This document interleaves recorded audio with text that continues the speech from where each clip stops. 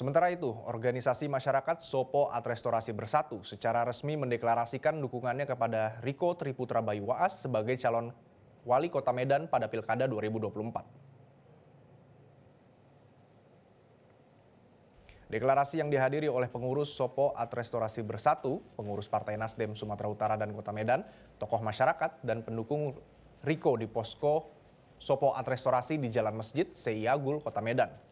Ketua Umum Sopo At Restorasi Bersatu, Antonius Devolis Tumangor, menyampaikan bahwa keputusan mendukung Riko Waas didasarkan pada rekam jejaknya yang dinilai memiliki integritas, kemampuan manajerial, serta visi yang kuat untuk membangun Kota Medan menjadi lebih baik.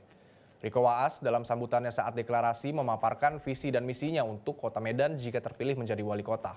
Ia menekankan pentingnya pembangunan yang inklusif dan berkelanjutan di berbagai sektor, termasuk infrastruktur, pendidikan, kesehatan, dan perekonomian.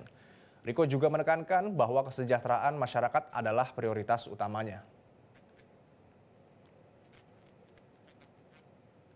Ya, tentu kami berterima kasih dari Sopo At Restorasi yang telah mendukung pasangan Riko dan Zaki dari dalam nanti kita menuju Pilkada Kota Medan, dan mudah-mudahan Sopo At Restorasi bisa memberikan soliditasnya untuk nanti membantu dalam pemenangan Riko dan Zaki nanti.